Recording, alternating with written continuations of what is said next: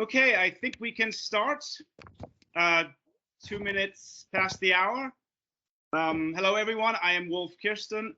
I am the co-director of the Global Center for Healthy Workplaces, and like to welcome you to today's webinar, Making Mental Health and Wellbeing a Global Priority, which is hosted by the Global Center for Healthy Workplaces and Optum. So thank you to Optum for partnering with us and supporting us.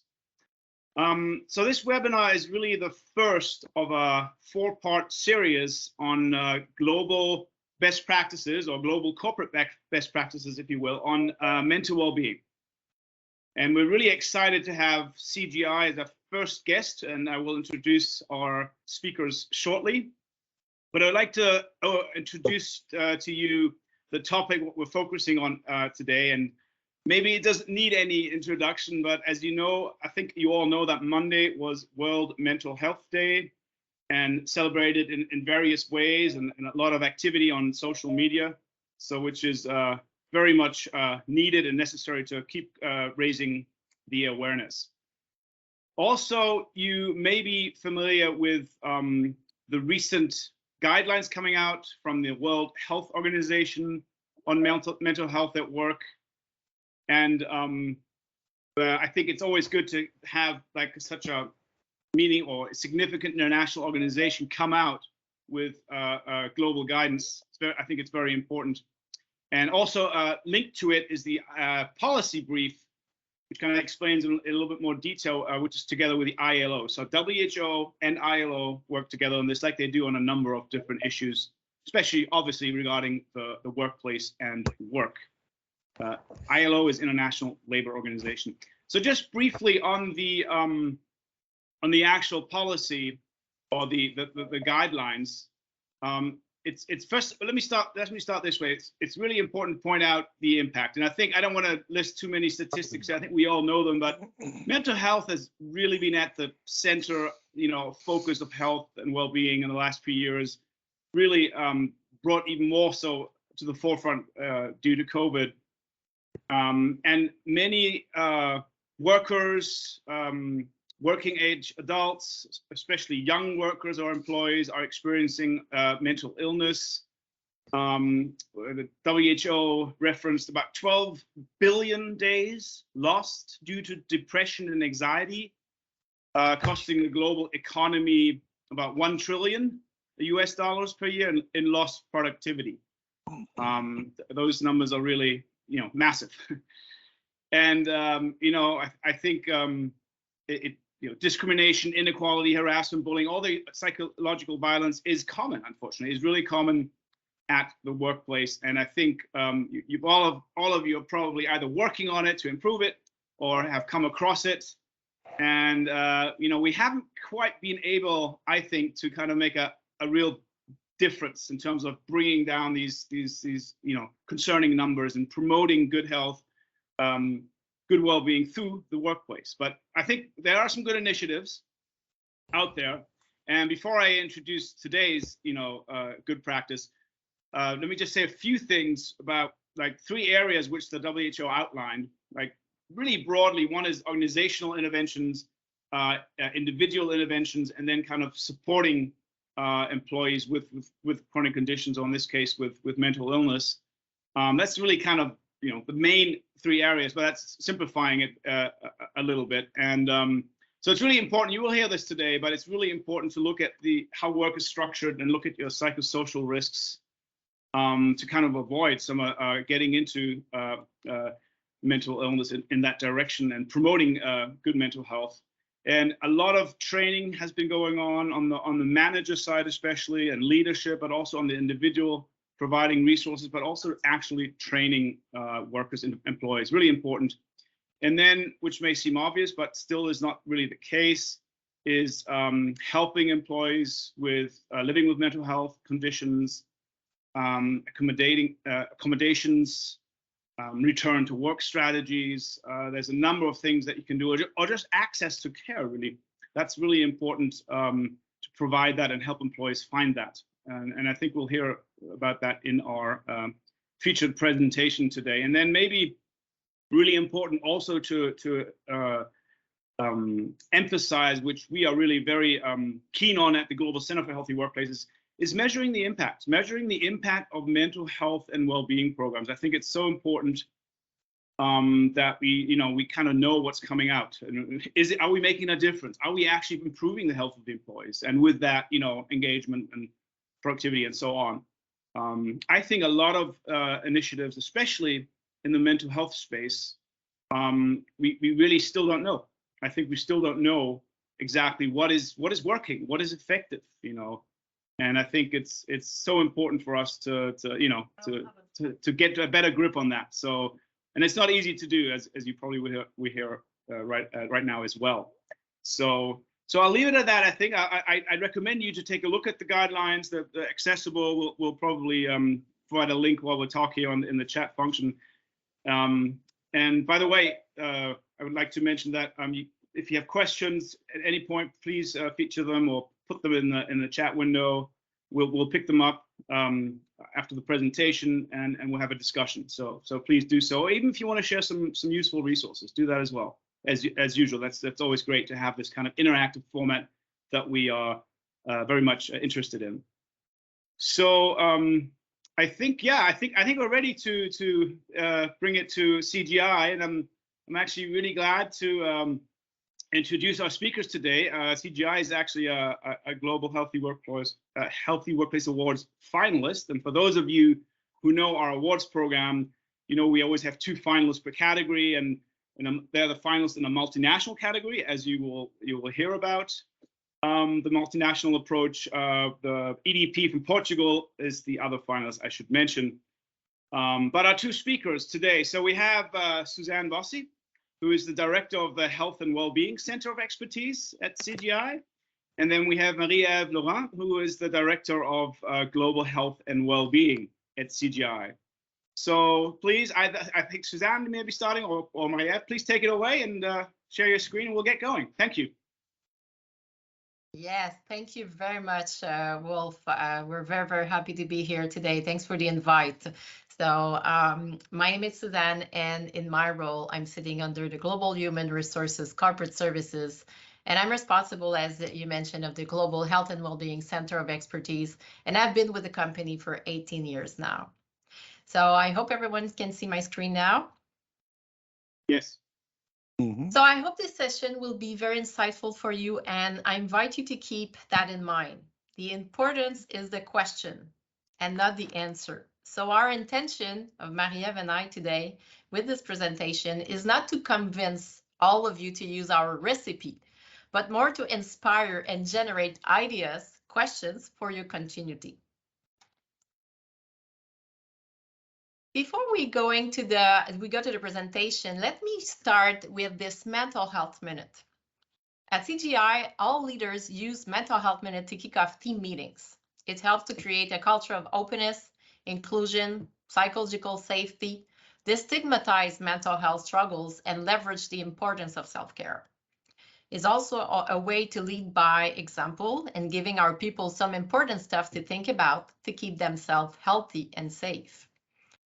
I choose for today the theme of connection. Our relationship with others is leading to happiness and fulfillment, providing purpose on our everyday. Connection provides us with a sense of belonging and enjoyment at work, which in turn encourages engagement, productivity, collaboration, and innovation. Connections are not made through the sharing of information, but rather through the sharing of human experiences.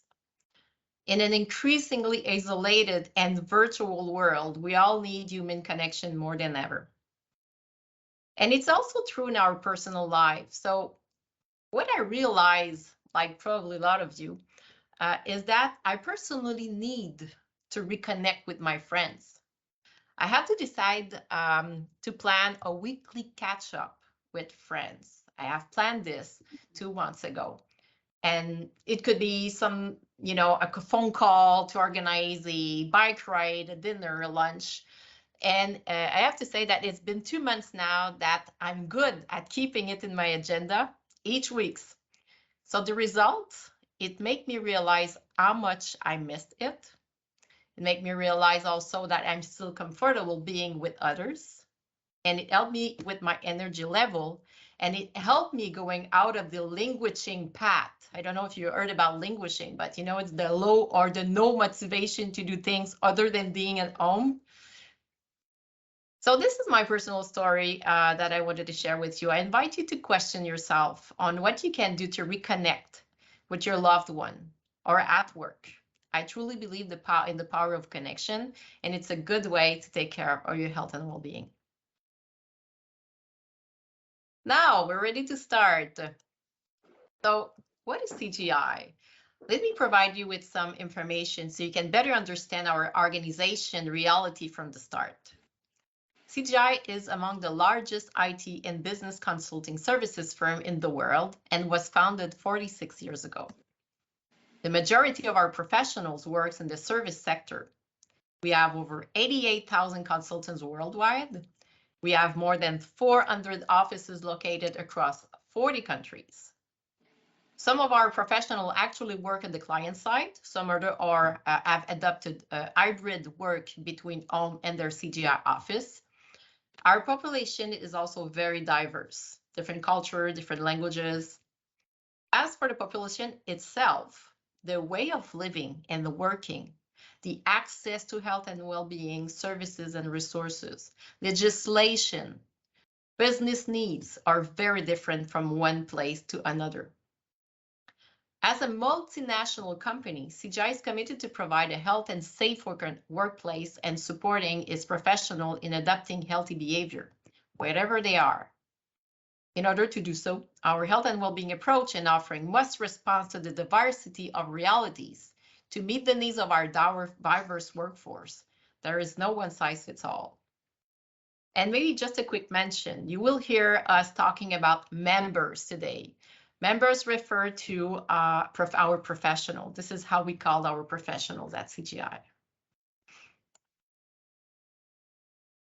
Enjoy working together. It's an important part of our CGI dream. It's ensure that everyone is allowed to express their full potential so they know that they will be respected and can be who they are in life and at work. By building on respect and inclusion, we ensure that people of all diversities find their full place within our company. In CGI, in support of the CGI dream, and before health and well-being became a company standard, we launched a center of expertise called Oxygen, and it has started 18 years ago. So you have probably made the math. So yes, I'm here from the beginning. Oxygen provides the initiative, resources, and tools that create an environment where everyone who joins us thrive personally and professionally. It is resourced by a global multidisciplinary team specializing in the workplace health and well-being, located in different regions across the world. Our team acts mainly as consultant for the organization on how to integrate health and well-being CGI's practices, provide opportunities for employees to develop and sustain healthy lifestyle, and ensure local adaptation to health and well-being programs, services, and tools. So you can understand that our commitment to health and well-being, including mental health, is not new. It is part of our DNA, and we have a strong structure in place internally. Health and well-being is everyone's business. So this is what drives the success of the organization. We believe that health and well-being of our employees, their families, and communities is everyone's business. To optimize the impact and foster a culture of health and well-being in the workplace, we focus on integrating health and well-being in our processes, initiatives, communication, and work environment, and make sure to strengthen the partnership and collaboration across CGI on the topic. So a few examples here: crisis management. So when the pandemic hit, we recognized the need to enhance leaders' ability to engage, connect, and assist individual members. So our global pandemic response plan embedded employee well-being topic in our crisis response and management, including psychological safety. Working very closely with merger and acquisition team, marketing and communication, learning, real estate, working with real estate and other teams in designing safe and healthy work environment at CGI office is also important. So at CGI, it's everyone's business to take care of health and well-being.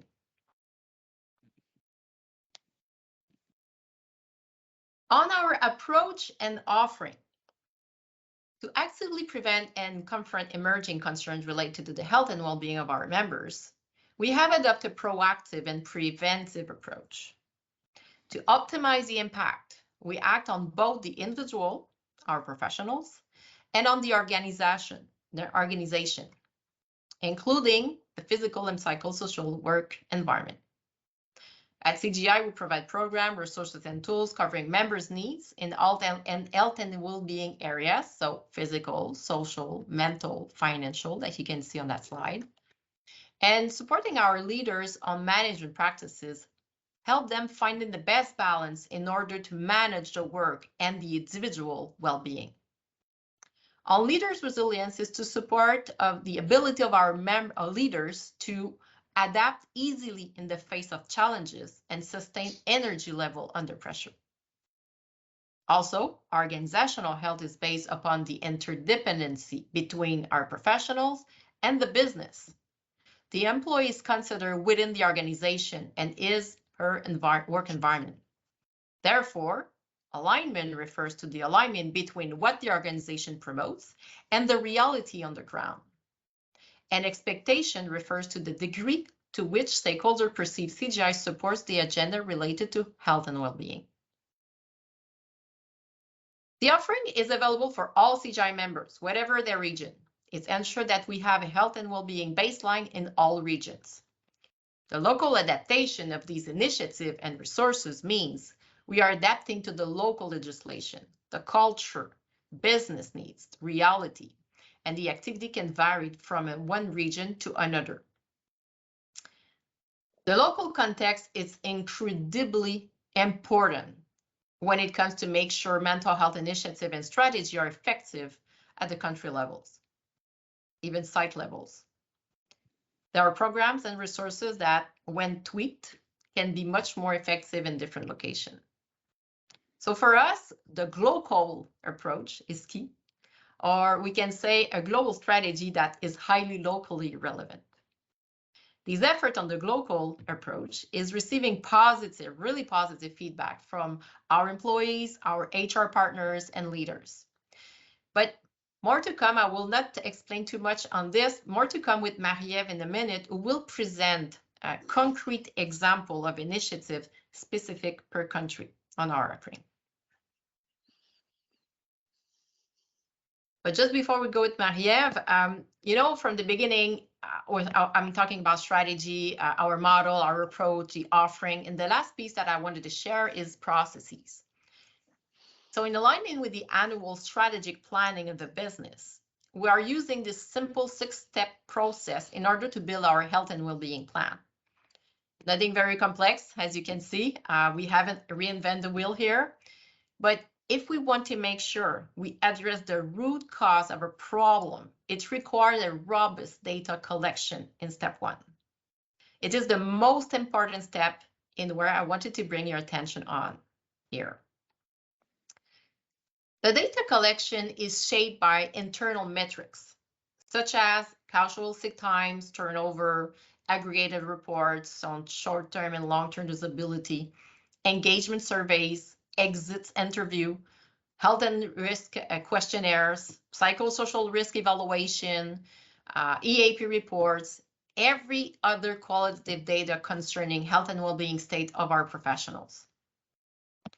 It's also important to look at external data, where we closely follow up on emerging trends on health and well-being, on work-life integration, flexible working, intergenerational issues, diversity and inclusion, etc.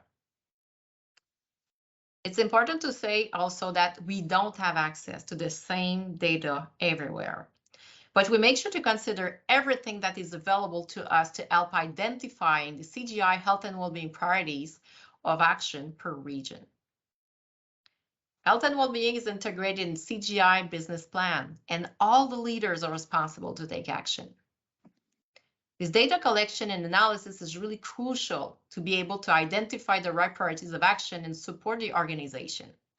Collection of data is an ongoing process, nourished throughout the year, constantly listening to our leaders' needs, our professionals, and follow up on what we see on the ground.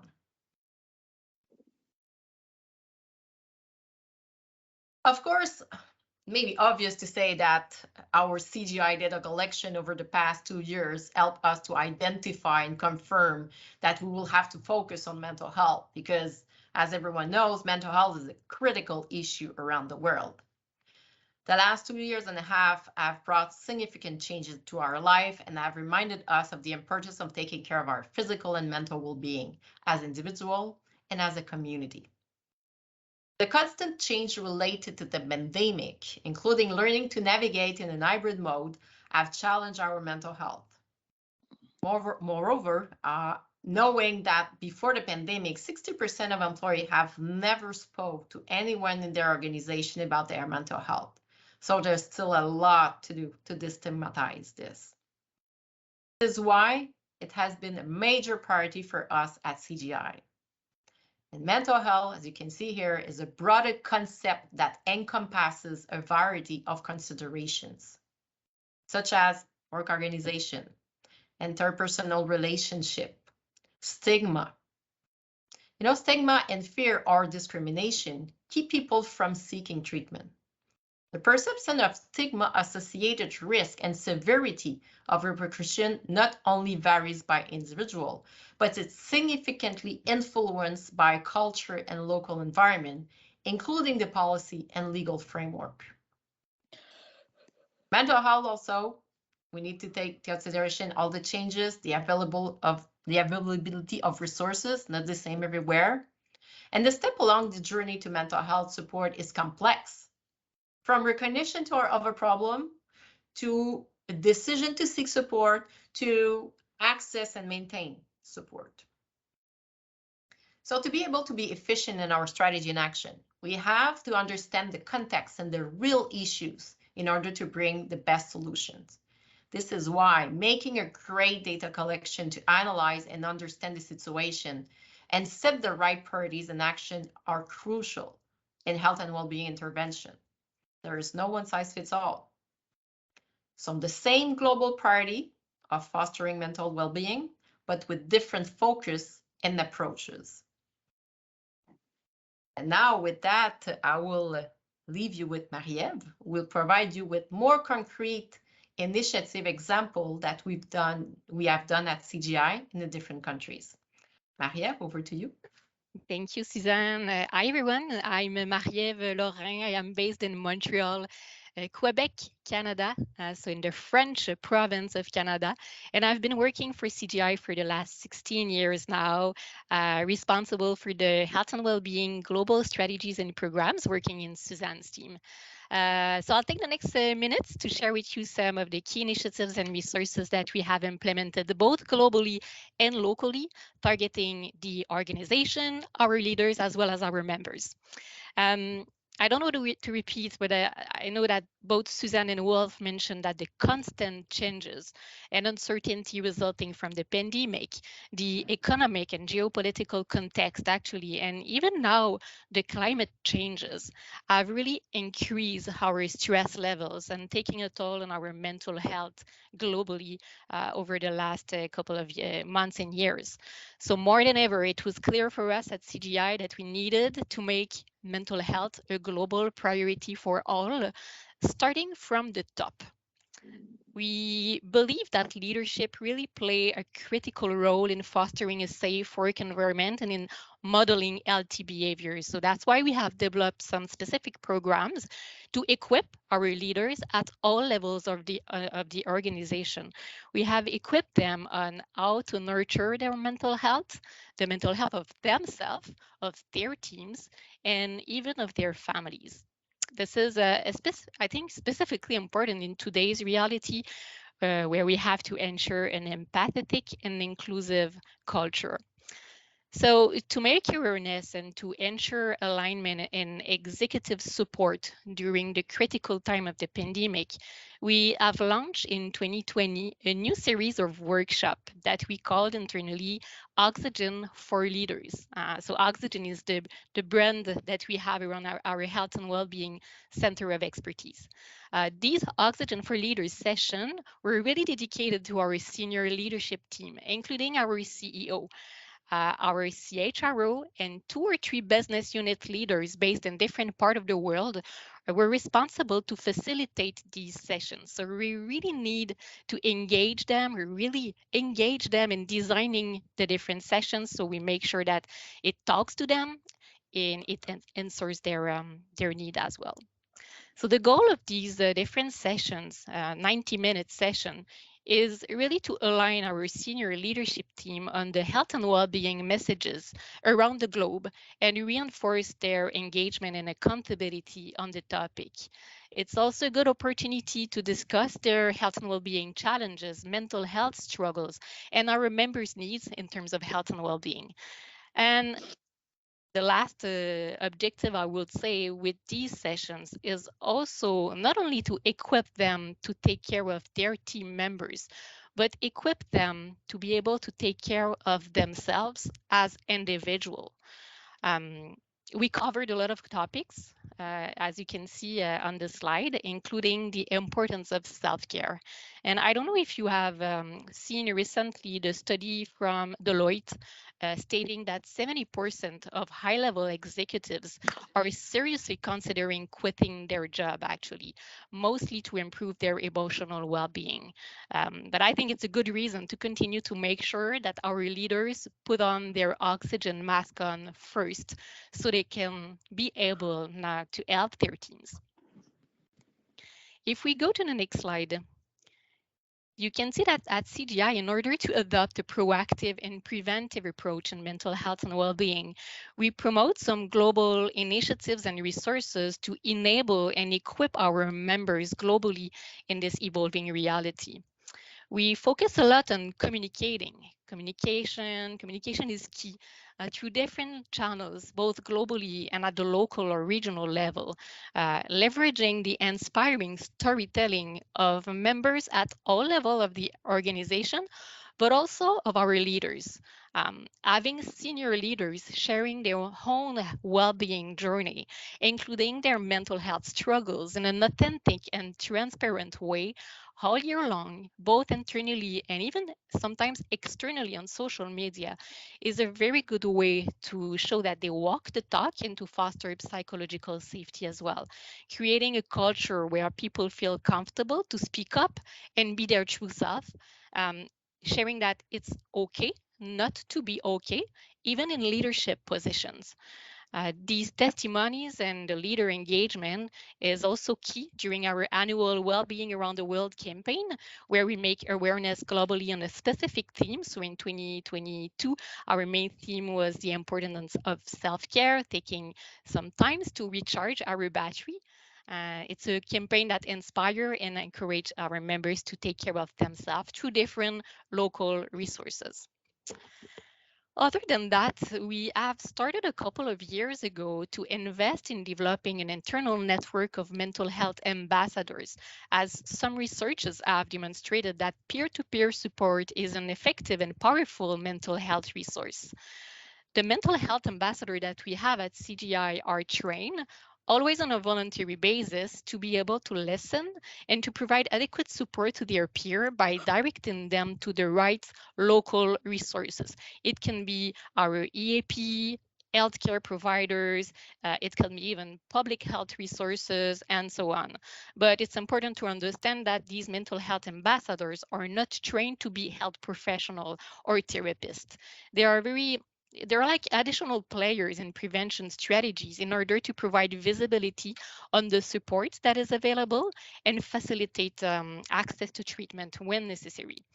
We actually have almost 800 mental health ambassadors based in 18 different countries, and we continue to invest in expanding our network, fostering peer-to-peer support. I was referring a few minutes ago to the EAP, Employee Assistance Program, that we call the Member Assistance Program internally, as a professional resource that we promote to support our members with their work and professional challenges at any time. But it's not just to implement a EAP and check a box. It's really important to really partner with our EAP provider, making sure that we find the best way and the more culturally relevant ways to encourage our members to seek for support earlier than later. That's what we observe. Sometimes people wait for too long before seeking for professional support. So that's something that we really try to leverage. We use also our employee assistance program as a good resource when it comes to providing proactive support following a critical incident, like the death of a colleague as an example, or a major organizational change. Wolf talked quite in a good way about the new World Health Organization guidelines related to mental health. We know that trainings are imperative for all employees and especially managers to learn how to name or to normalize and how to enable our members to be able to navigate through mental health at work. So at CGI, through live sessions or even digitally in our learning platform, we do really our best to be able to equip our members and leaders to detect early signs of mental health struggle, to be able to open the dialogue and to refer to the right resources. We also leverage learning opportunities related to resilience, to mindfulness, to stress management, and even navigating in a hybrid reality, which is quite challenging for our employees. For sure, when we talk about trainings, it's also really important for us to give a local flavor to all of these training that we deliver. And I can finish by maybe talking a little bit more about personal health. So it's another core component of our mental health strategy.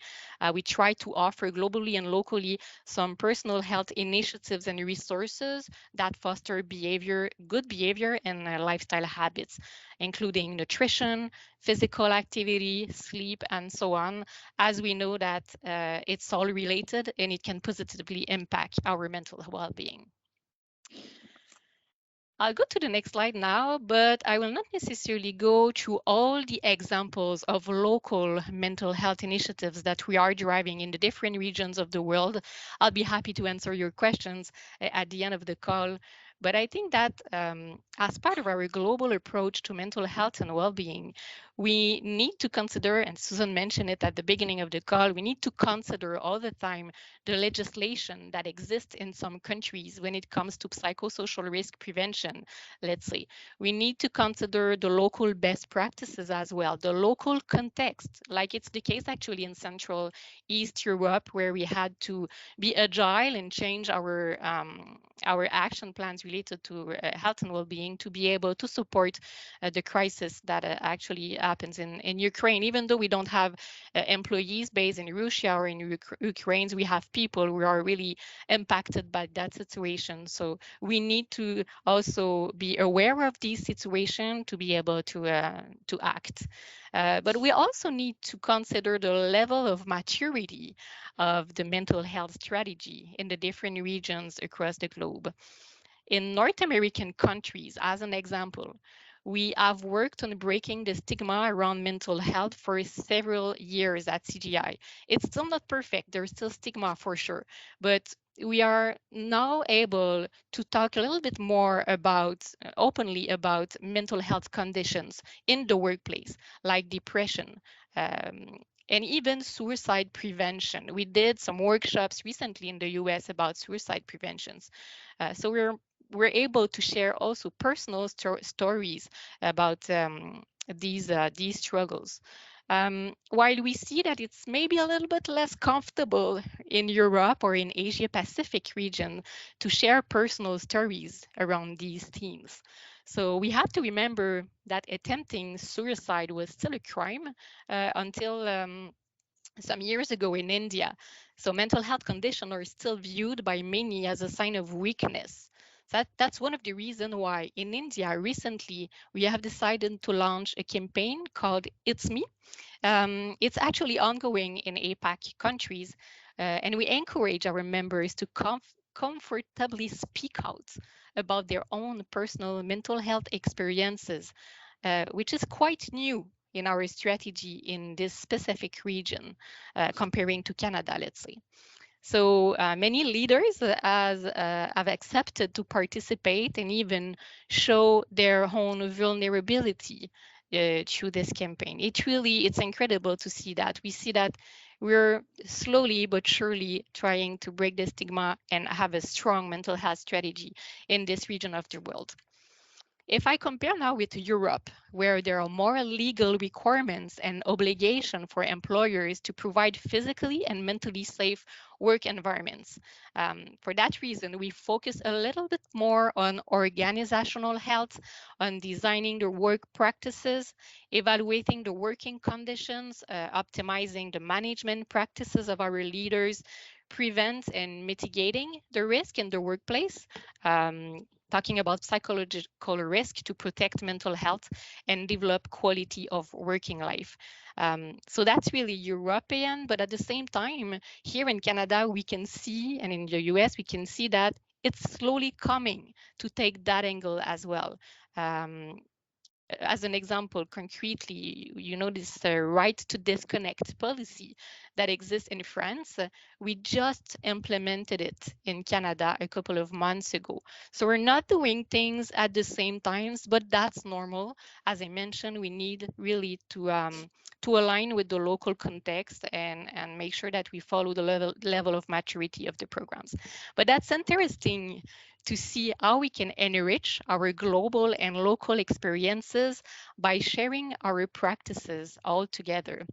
Just to share with you, you know that Suzanne and I have been working for CGI for quite a long time. We have seen the evolution of our health and well-being strategy over the year.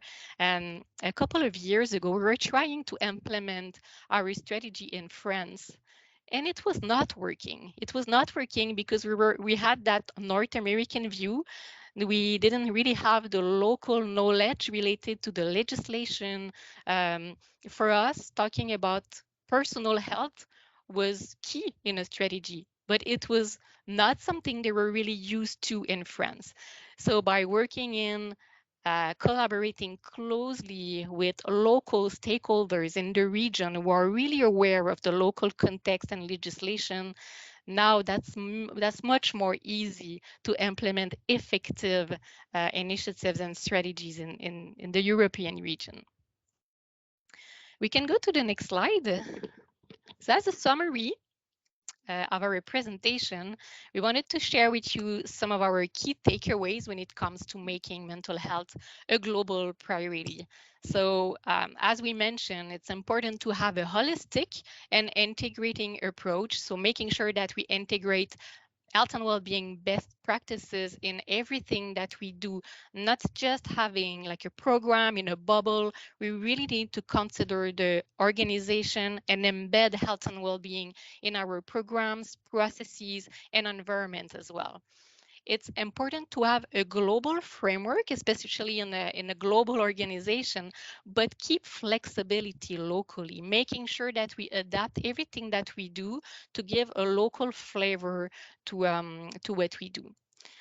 It's important also, as Susan explained, to have a comprehensive data collection. So we have a clear view on the current state.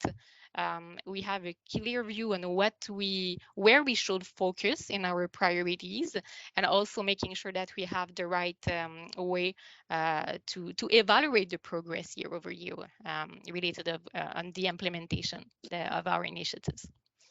It's also to leverage existing resources and cross-promote programs and initiatives. We are lucky. We are a big organization. There's a lot of people, of resources. It's not the case everywhere, but if we want to focus, let's say, on recognition, maybe there's already a recognition program that exists in your organization. So it's not always to reinvent the wheel, but try to leverage what exists and cross-promote things with all the different teams and stakeholders. And as I mentioned also, health and well-being is everyone's business. It is not just a health and well-being team or a HR team who's responsible to um, to really implement the strategy. It's to make sure that we work in a collaborative efforts between all stakeholders, including our senior leadership teams.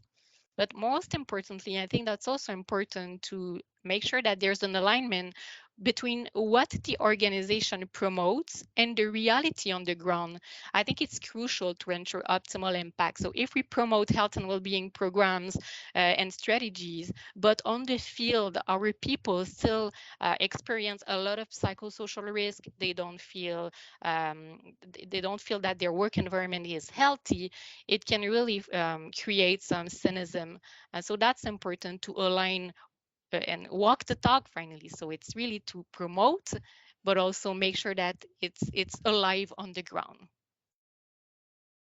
So that's pretty much our presentation for today. We'll be happy to answer your question and open the discussions with you as well.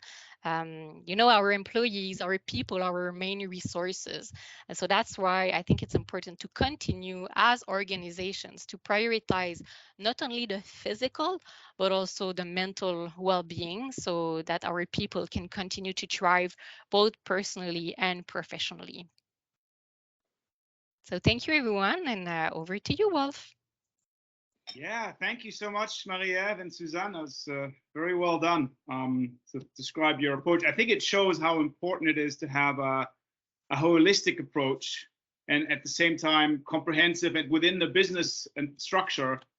Because a lot of companies, what I see are really, when they talk about mental well-being or mental health, they focus on individual specific mental health initiatives or programs, but it's not part of the larger environmental structure. So that's really a shortcoming, I think. But let's delve into the questions right away because we have a few. Hi, Annemieke. I see your first one. Do you want to read it yourself? Why don't you go ahead and unmute yourself and ask your question? Yeah, good afternoon, good morning. I'm Annemieke de Wilde. I'm with Dow Chemical Company, and I really enjoyed your presentation. Thank you very much. Thank you. I don't know if question 1 and 3 are aligned, but I wanted to know if you use an electronic platform where you actually do the data collection, the integration of the data, and the analysis, potentially a dashboard to visualize. And then also if that includes a formal assessment of really assessing that the reality on the ground is aligned to what the organization promotes. Yeah, I can take it, Suzanne, if you want. So we don't have a global platform. This is really something that we do more at the local level, depending on what is available in the different regions.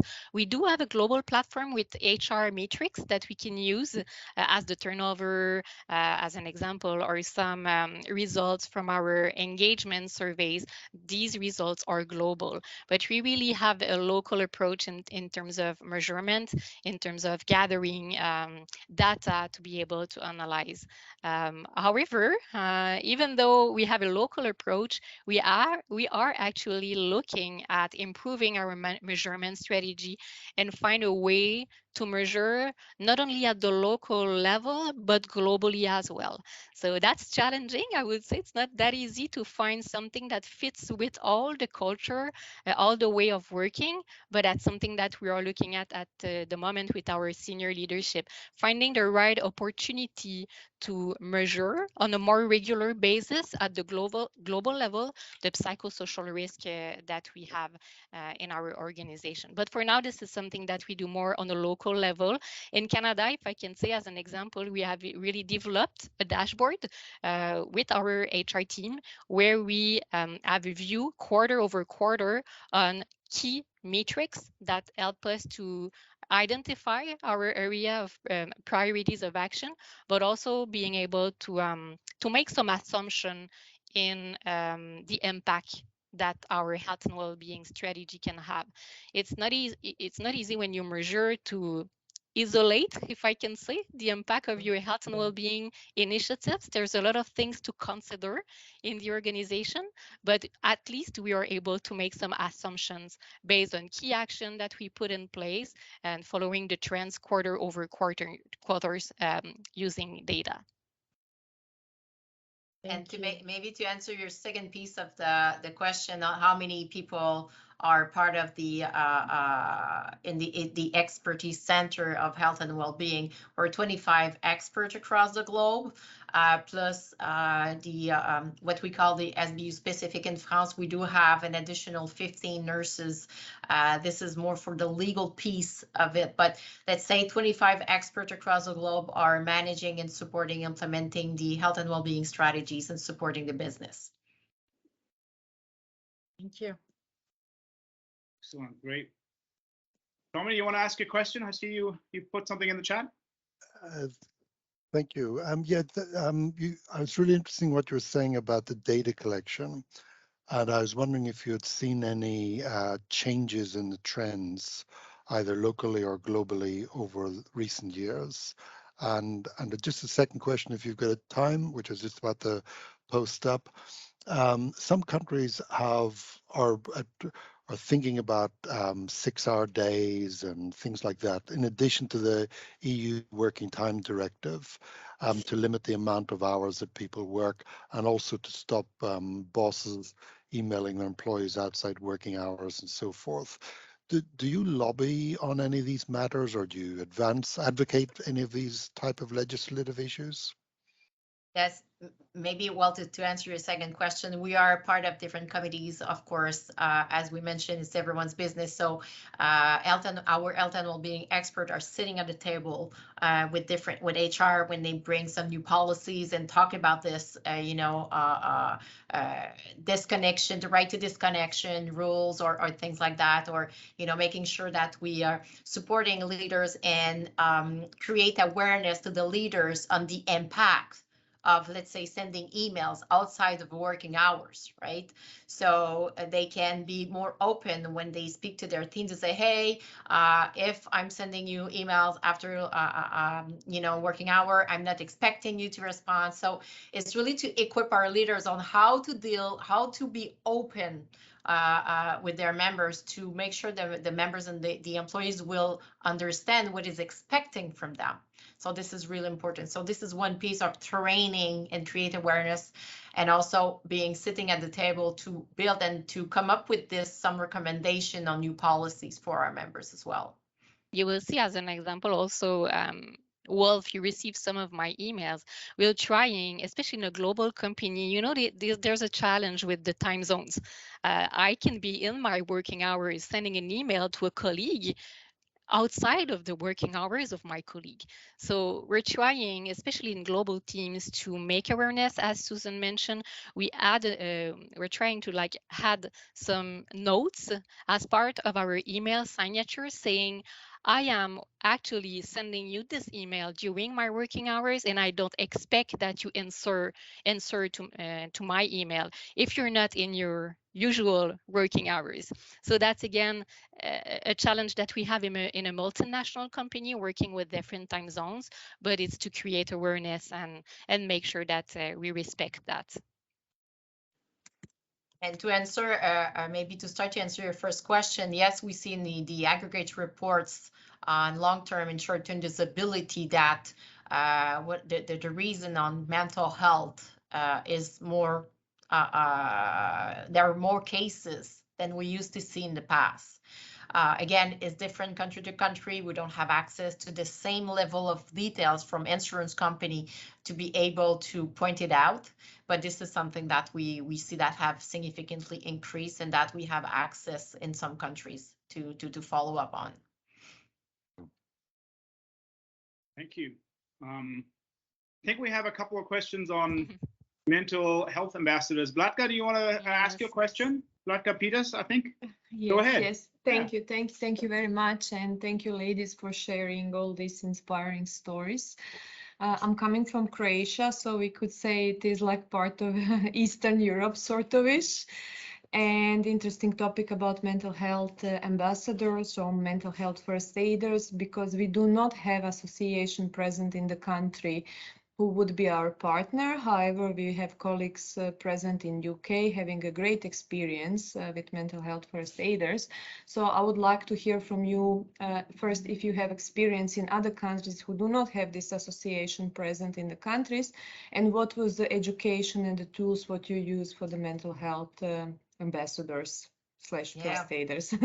Yes, of course. Thank you. I can start by saying that you're not alone. There's a lot of countries that don't have access still to this accreditation or certification support by an external vendor association.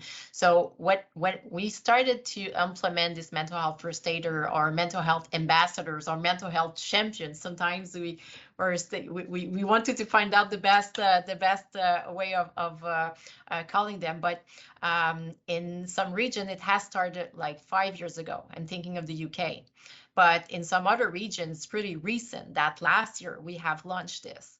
And for some region where we don't have access to certification, what we did is we have created this mental health ambassador network. Of course, we cannot ask the same, I would say the same role.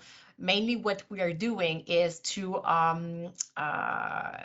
I would say coach or supported these ambassadors to help us and help the leaders and HR to promote healthy behaviors, to promote the services, the tools, the resources that are available at CGI for everyone.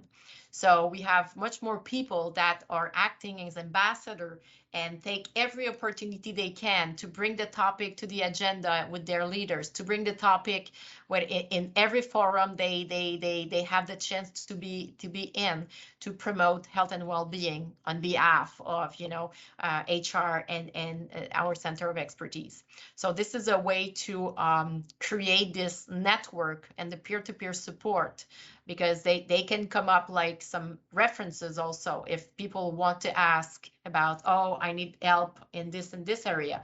Okay, then they can have access to an ambassador who will talk about the services very easily and guide them and refer them to the right place. So I don't know if it answered your question. It answers. Thank you so much. And as you said, it could be some short-term / midterm solution till once we will have also the associations present in the country, hopefully. Yeah, and I can add to this that it's really important to have a regular follow-ups with the network. So they are up to date on every new services, tools, approach, ways of promoting it.